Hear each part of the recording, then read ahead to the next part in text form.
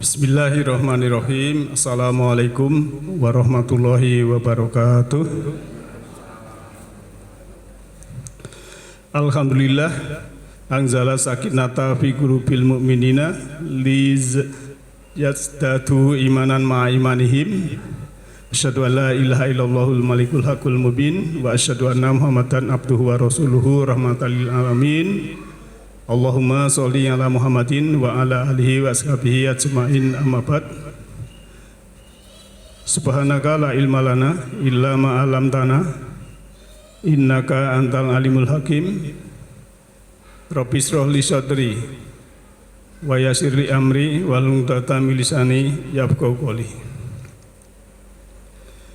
Sahabat kaum muslimin wa muslimat rahimakumullah, Bapak Ibu yang saya hormati, kajian Majelis Taklim Nur Huda yang insya Allah dirahmati oleh Allah Ta'ala, senantiasalah kita bersyukur pada saat ini masih bisa taklim bersama, sharing-sharing, belajar tentang ayat, di mana kalau kita bersyukur membuka mata hati, membuka jiwa, membuka mata kolbu, membuka mata ruhani, insya Allah cahaya atau nur ilahi akan menambah pertumbuhan ruhani kita, pertumbuhan jiwa kita, sehingga kita ini akan menjadi manusia yang bermanfaat sesuai dengan yang diciptakan oleh Allah Ta'ala. Bapak Ibu yang saya hormati, topik untuk malam ini agak berat, tapi juga ringan, tergantung kita nanti memperdalam ayat itu ataupun dalam intelektual kita itu bisa sefrekuensi atau belum. Jadi kalau kita satu frekuensi, insya Allah ya namanya keterangan, namanya ayat, ayat itu tanda yang terbentang di semesta, juga ayat pasal atau di dalam Al-Quran. Semesta bicara, ya. Ini tidak semua orang mengetahui, ya. Jadi kalau kita bisa memperhatikan, ya, ada orang-orang yang memang ada kejadian sesuatu itu ada hikmah. Nah, jadi suatu kejadian sebenarnya itu semesta bicara pada kita. Nah, kita ini paham atau enggak, gitu, ya. Kita itu paham atau tidak. Sehingga itulah kalau paham akan mendapatkan hikmah, ya. Maka dalam surah Al-Baqarah ayat 269 itu kan kalau orang sudah mendapatkan hikmah dari Allah itu akan mendapatkan kebaikan yang banyak. Kalau dalam Al-Quran contohnya itu Luqman, maka dikasih, ya, apa itu gelar Luqmanul Hakim, Luqman yang bijaksana, Luqman yang banyak hikmahnya, ya.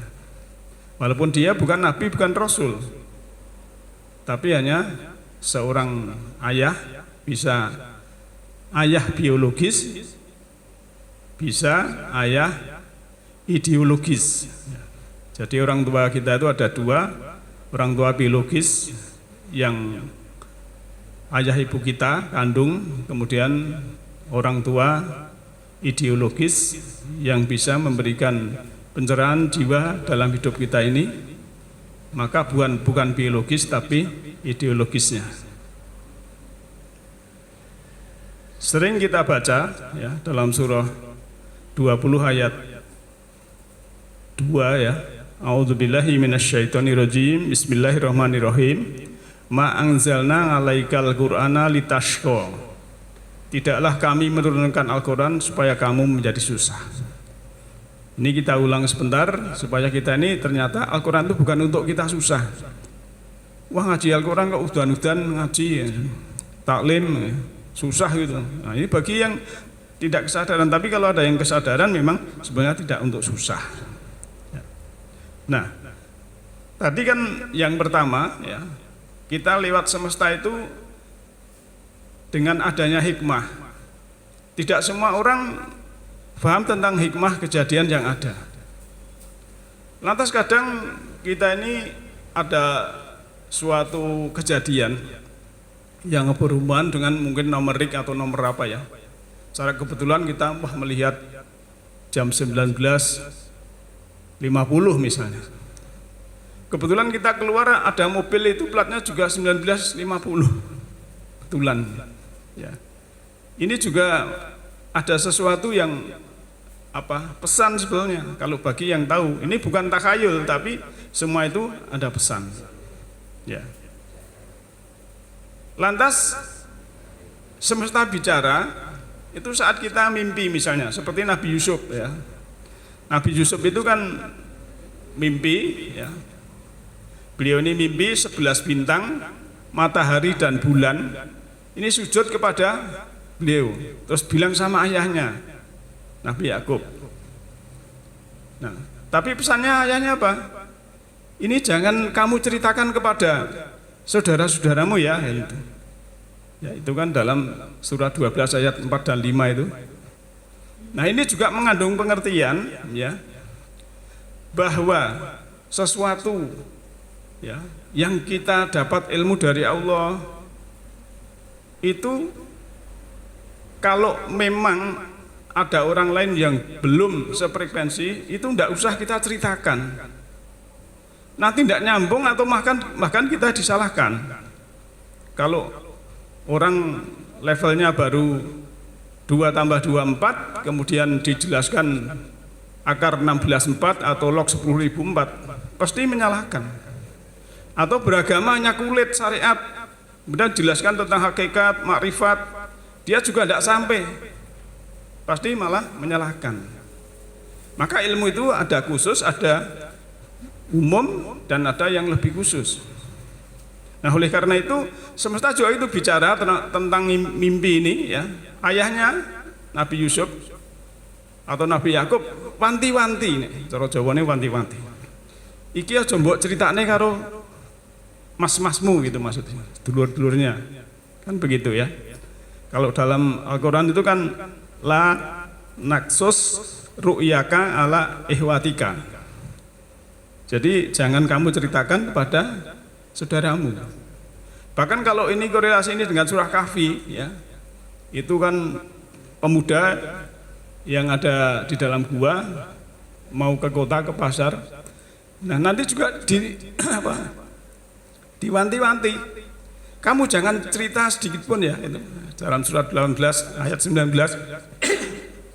Karena apa? Nanti kalau diceritakan ya, orang yang tidak tahu sesungguhnya, padahal itu perjalanan spiritual Ashabul Kahfi, dia tidak paham tentang spiritual, tidak paham tentang hakikat, makrifat, ya akhirnya dia akan bilang yang tidak-tidak. Nah, jadi seperti itu misalnya kalau Bapak Ibu ya mungkin bisa semesta bicara itu lewat kejadian, Bapak Ibu paham. Ada yang masalah lewat mimpi gitu kan. Ya kadang campuran ya. Kalau saya biasanya lewat mimpi Pak. Anggere ngimpi untuk iwak, ikan di sungai apa itu biasanya harap untuk rezeki. Ini tidak ini perjalanan jiwa kita sendiri dengan semesta, bukan sama, itu bukan. Karena itu susuh manuk anek ndoke, wah ini tambah anak ini. Ya itu kadang memang ya itu ya. Itu semesta bicara lewat mimpi lah, menjadikan mungkin sendiri-sendiri lah. Bukan takhayul, bukan khurafat, tapi namanya semesta itu memberikan sinyal kepada orang itu berbeda-beda. Ya begitu. Jadi seperti Nabi Yusuf itu juga itu lewat mimpi.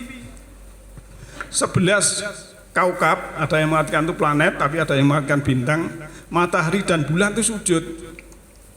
Lah nanti kejadian Pak, ini kan surat Yusuf ayat 4 dan 5. Nanti misalnya kalau baca surat Yusuf ayat 100-nya itu kejadian betul. Setelah Yusuf menjadi Perdana Menteri, ya, kemudian beramai-ramai si Yakub ini juga dengan anaknya itu ke Mesir untuk ketemu Yusuf itu. Semua saudaranya menghormati. Sujud itu kan lambang penghormatan. Patuh, tunduk, lambang patuh dan tunduk kan begitu. Nah, oleh karena itu Bapak Ibu sekalian ya, dalam hal kita melihat sesuatu ini, kalau mbah-mbah kita dulu kan, leluhur kita itu juga istilahnya bicara dengan semesta memperhatikan juga ya. Kalau sekarang kan sudah teknologi sudah maju ya. Jadi misalnya ada awan cumulonimbus atau apa, wah ini nanti akan ada apa itu badai, puting beliung atau apa. Nah ini kan sudah ilmunya sudah maju. Kalau dulu ya wah itu nek celera tahun nih, nek tekan gini mesti badai kan begitu. Sama tapi kan ilmunya lebih canggih lagi ya.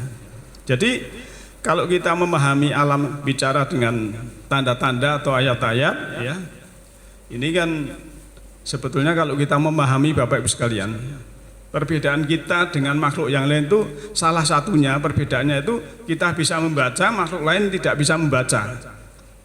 Membaca itu bukan hanya huruf.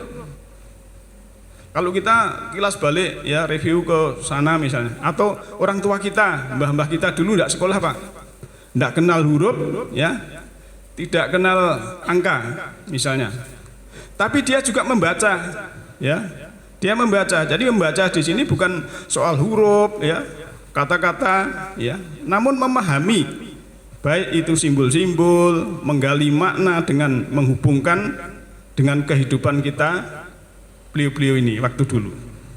Maka kalau kita lihat zaman dulunya ya, memang sebelum ada tulisan itu sebenarnya manusia juga sudah membaca. Yang dibaca bukan tulisan, bukan buku, bukan WA, bukan Facebook, namun membaca ayat atau tanda-tanda alam. Jadi misalnya bintang, kalau leluhur kita itu mbah kita, saya ingat gitu, nek lintang luku bangun-bangun kan ning kono, iki delo meneh arep labuh. Niteni. Ini kan apa? Bicara dengan alam, tapi alam kan tidak langsung ngomong itu. Ini membaca, namanya juga membaca ya. Kalau lintang gugup penceng kae eneng kono, iki lemareng misalnya gitu. Itu sudah namanya membaca. Terus karo arah angin, wah iki angin kok kidul. Angin dari selatan, ini mau kemarau. Wah ini anginnya dari timur laut, mau hujan. Ini kan apa? Ngerti tentang alam itu, ya. Termasuk kalau sekarang kan ilmunya lebih tinggi, ya. Ada BMKG, misalnya ada bibit kemarin ini siklon. Ini nanti akan terjadi badai dan hujan deras. Maka sudah diumumkan, biar hati-hati kan begitu, ya. Dan ternyata betul, kemarin sore sudah hujan deras, ya, tadi malam, bangun dan lain sebagainya, ya. Jadi ternyata membaca itu suatu pintu menuju pemahaman sehingga kita mengerti esensi kehidupan ini. Jadi ini sebagai prolog kenapa semesta ya bicara, supaya kita ini juga memahami saat semesta bicara. Jadi dengan tadakur, tafakur, kita akan memahami ternyata kita juga bagian dari alam semesta ini. Maka sebenarnya aslinya itu ada sesuatu yang kita paham kalau kita mau membaca. Maka tadi saya sebutkan, membaca bukan hanya membaca buku, membaca tulisan dan lain sebagainya. Nah, untuk kita mempelajari ayat Al-Quran, itu sebenarnya kan ayat Al-Quran itu apa? Ayat Al-Quran itu nyata Pak, bukan hanya dongeng ya. A'udzubillahi minasyaitonirrajim. Bismillahirrahmanirrahim. tilka ayatul kitabil mubin. Inilah ayat-ayat kitab yang nyata, ya. Jadi ayatnya itu nyata. Inilah tanda-tanda ketetapan yang konkret, ya. Kitab itu ketetapan, mubin itu yang nyata, konkret, ya. Jadi kalau kita sudah mendapatkan cerita, misalnya ceritanya Nabi Ibrahim, ya. Nabi Ibrahim itu cerita gini. Kalau kita cuma wah ini dapat cerita saja, ya kita tidak dapat apa-apa. Tapi kalau kita bisa seakan-akan saya itu menjadi Ibrahim, mungkin sabarnya, kemudian cerdasannya, kemudian rajinnya dan lain sebagainya, ketabahannya dan lain sebagainya, itulah akan mendapatkan manfaat atau secara pragmatisnya akan mendapatkan. Nah, Bapak Ibu yang saya hormati, sehingga kalau kita bisa memahami tentang semesta yang bicara pada kita, kemudian ayat Allah itu berada di ufuk, juga di dalam diri kita sendiri, sehingga kita itu mau beramal itu ringan, Pak. Mau amal soleh itu ringan, tidak berat. Nah, kalau kita beramal soleh itu ringan, Allah akan memberikan kehidupan yang baik. Ya. Surat Nahl ayat 97, A'udzubillahi minasyaitonirrajim. Bismillahirrahmanirrahim. Man amila sholihan min dzakarin aw unsa. Barang siapa yang mengerjakan amal soleh baik laki-laki maupun perempuan, wa huwa mu'minun, dan dia dalam keadaan beriman. Mukmin, beriman, terbuka mata hatinya, terbuka mata kolbunya, terbuka mata jiwanya, terbuka mata rohaninya. Maka sesungguhnya fala nuhyiyanahu hayatan thayyibah. Maka sesungguhnya akan kami berikan kepadanya kehidupan yang baik atau bahagia. Nah, jadi syaratnya memang iman, ya. Amal solehnya ini amal soleh yang betul-betul amal soleh ikhlas, kemudian imannya ini ya terbuka betul, bukan tertutup. Tapi banyak orang kan tertutup, ya, karena atribut, karena ya bajunya beda, karena simbol-simbol dan lain sebagainya. Kita terus universal kosmopolitan. Allah itu memberikan kita di semesta ini itu manusia sama semuanya. Tidak ada yang beda kecuali memang ketakwaannya itu. Kemudian wala najiyannahum ajrohum bi ahsani makanu ya'malun. Sungguhnya akan kami beri balasan kepada mereka dengan pahala yang lebih baik dari apa yang telah mereka kerjakan. Nah, ini janji Allah. Nanti ada ayat di belakang, janji Allah itu Allah tidak mengingkari janji, tapi kadang manusia yang mengingkari janji. Nah, ayat ini juga bisa introspeksi, ya, pada kita semua, ya. Kenapa mungkin kehidupan belum hayatan thayyibah, belum hidup yang baik, itu perlu istilahnya ya introspeksi, perlu diinstal ulang cara memanagenya tentang kehidupan dunia, ya. Jadi dalam dunia ini penuh permainan, maka jadilah pemain yang baik. Dunia ini seperti fata morgana, kita harus memahami tidak ada kemelekatan, walaupun kita boleh memiliki apa saja, semua itu adalah hakikatnya milik Allah. Kalau sudah seperti itu, kemudian hati kita terbuka, tidak ada kemelekatan, yang terjadi adalah kita akan pasrah aslama pada Allah itu secara total. Sehingga pulang balik atau jalan pulang, kembali pulang itu tidak takut. Kapan saja, di mana saja, ya, sudah siap karena sudah tahu ilmunya, sudah tahu caranya, sudah tahu bekalnya. Bapak Ibu yang saya hormati, kenapa di atas tadi, ya, sebagai prolog tadi, bahwa semesta itu bicara dengan kita. Memang kalau kita melihat para ahli, ya, itu ada 5 tipe manusia, ya. Tapi sebelumnya kita harus memahami dulu istilah IQ, emosi, ya, kecerdasan intelektual IQ, kemudian EQ, kecerdasan emosional, dan juga SQ kecerdasan spiritual. Nah, tipe yang pertama itu IQ-nya tinggi, kemudian EQ-nya juga tinggi, SQ-nya tinggi. Jadi cerdas, empati, mudah membantu orang lain, ringan tangan, ya. Kemudian nuraninya itu ada, hatinya ini bicara dengan hati, kemudian menolong dengan hati, semuanya ikhlas tanpa pamrih. Ya. Ini ibaratnya insal kamil atau manusia yang sempurna. Ini ahsani takwim. Jadi sebaik-baik bentuk dalam dan luar gitu. Jadi ndelalah yo tiga cantik kayak artis, akhlaknya baik, lomo, dermawan dan misalnya seperti itu. Ya. Itu karunia yang besar gitu. Dan yang kedua, kecerdasan intelektualnya rendah, tapi kecerdasan emosinya tinggi, kecerdasan spiritualnya tinggi. Orang ini tidak cerdas Pak, tapi empati dan punya nurani.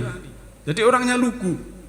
Biasanya kan orang-orang yang pedesaan itu lugu Pak, tidak cerdas, tidak paham tentang astronomi, tidak paham tentang fisika, tidak paham tentang matematika, tapi lugu. Tapi punya, ya, ada orang haus lewat dikasih minuman, ya suruh teduh dan lain sebagainya. Kalau ditanya tempat lain juga jujur, ya, dan punya hati nurani, mau menolong, ya, walaupun tidak cerdas. Ya, ini orang lugu, ini juga baik.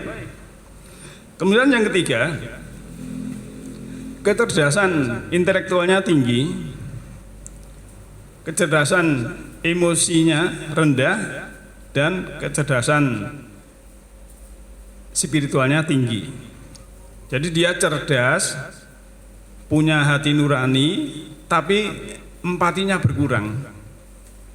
Cuek karo wong liya. Jadi dia cerdas. Sebenarnya hati nuraninya tapi males untuk ini itu dan sebagainya. Jadi orang ini kan termasuk orang yang kaku, tipe yang seperti ini. Nanti kita akan tahu Pak, kalau kita ingin melihat diri kita ini bicara semesta, kita itu masuk yang mana? Kalau nanti masuk yang nomor satu itu bisa memahami semesta bicara ini lebih mudahan begitu.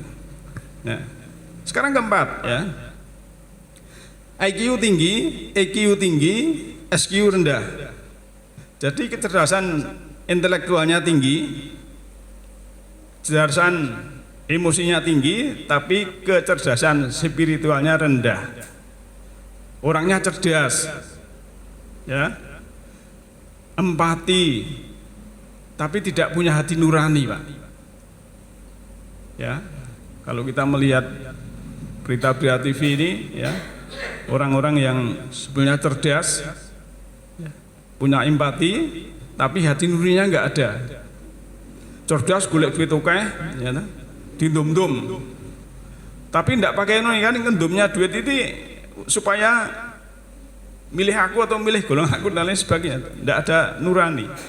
Seperti ini kan istilahnya, ini kan tipe mafia kalau kita menyimpulkan, ya, tipe istilahnya kalau di terminal ya tipe preman apa begitu maksudnya, ya. Kemudian yang kelima, ini IQ-nya rendah, EQ-nya rendah, SQ-nya rendah. Jadi intelektualnya rendah, emosi kecerdasannya juga rendah, kecerdasan spiritualnya juga rendah. Jadi tidak cerdas, tidak punya empati, juga tidak punya nurani. Nek cor Jawa ini wong ndablek, Pak. Ya. Ini kurang titik, kurang S1 ya, tidak cerdasnya ini ya. Nah, maka para ahli memberikan tolak ukur ini, kita masuk yang mana, yang tahu diri kita sendiri, Pak. Ya. Kita tidak boleh menilai orang lain, tidak boleh mengisi nilai rapot orang lain. Karena kalau kita menuding gini, satu jari ke sana, yang 3 jari ke diri kita. Maka namanya ayat, namanya ilmu itu kita mulai dari ibda' binafsi untuk ya evaluasi diri kita sendiri-sendiri. Kalau sudah masuk ya 3 ya 2, 1 ya alhamdulillah, tapi jangan sampai ya kita sudah mengaji, sudah belajar ya, masuk tipe 4 atau 5. Kasihan diri kita ya. Jadi kalau kemarin tentang angka 7 itu kan Jahanam ada 7 pintu, itu surat 15 ayat 44 itu kan. Nah, ini yang 45 ini mudah terjerumus ke itu. Tapi yang 1 sampai 3 ya ini insya Allah masih bisa memahami tanda-tanda alam, sehingga dia akan juga mengerti tentang dia hidup ini, fungsinya, kemudian juga tahu rumus kehidupan ya. Oh ternyata rumus kehidupan itu berbuat baik. Berarti kalau orang berbuat buruk, dia tidak tahu rumus kehidupan gitu. Ya. Monggo kita cek dulu, kita masuk yang mana. Kita lanjut ya.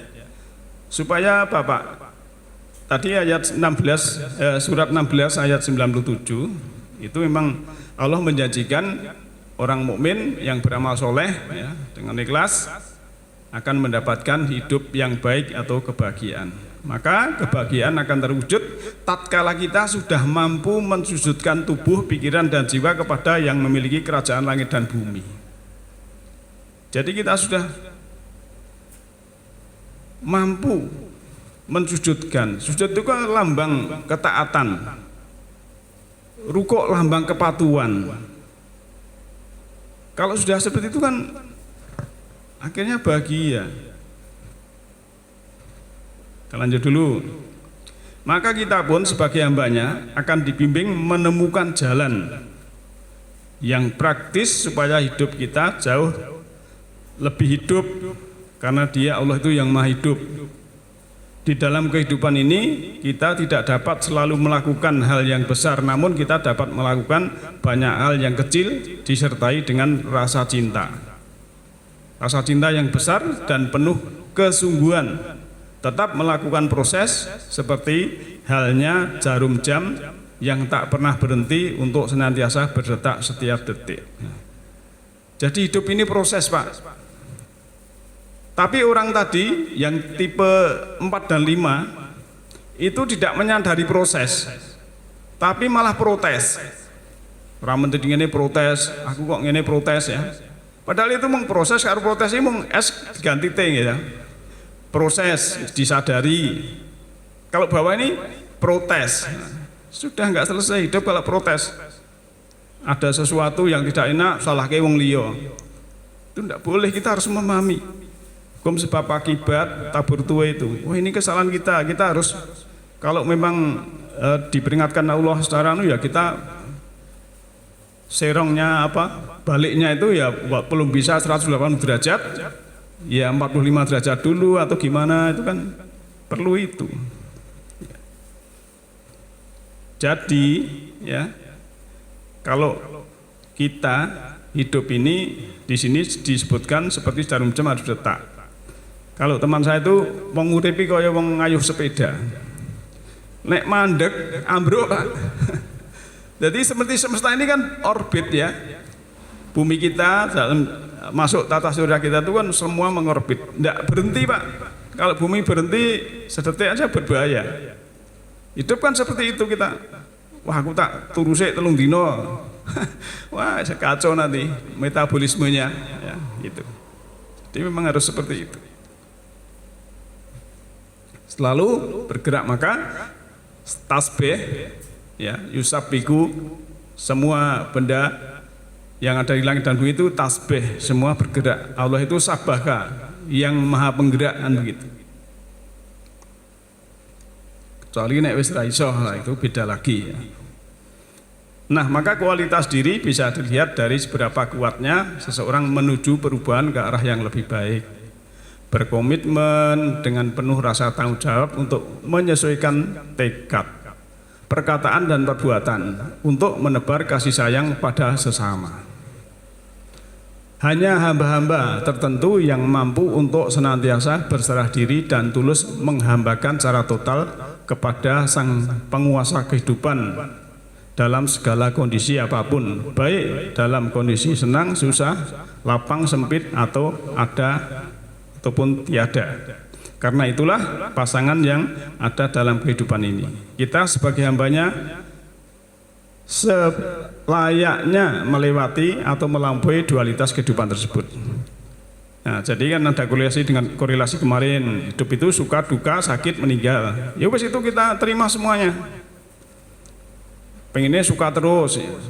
Kalau suka terus itu tidak bisa merasakan sukanya, Pak. Kalau orang sehat terus itu ya tidak tahu, kalau ya sakit gitu. Jadi bisa merasakan ya. Itu. Kalau tidak merasakan kan, misalnya orang dagang suka terus, berarti terus ratau kan tidak mungkin itu. Itu menyalahi hukum alam. Mesti kadang enak sing utang ra nyaur ya, enak sing gabrul, enak sing dan lain sebagainya. Ya. Maka ketulusan dalam diri acap kali berubah dan rentan terhadap godaan hawa nafsu. Mudah terbawa arus dalam kondisi yang sedang dihadapi, padahal di situ terkandung pesan dan hikmah yang sedang Allah ajarkan pada hambanya. Memang sesuatu yang tidak menyenangkan itu kadang tidak baik untuk pikiran kita, tapi baik untuk jiwa kita. Ya. Karena apa? Ya. Pengendalian diri untuk senantiasa stabil perlu dilakukan karena hanya kitalah yang paling bertanggung jawab atas diri ini. Yang Maha Kuasa akan menunjukkan dan membimbing bagi hambanya yang senantiasa mau untuk berubah ke arah yang lebih baik. Seseorang telah tercerahkan dalam dimensi spiritual, ia tak akan menonjolkan dengan ciri-ciri tertentu, tak merasa lebih tinggi dari siapapun, karena hakikatnya adalah anugerah agung yang diberikan Sang Maha Pemberi. Jadi kalau kita sudah seperti tadi, tipe 5 yang cerdas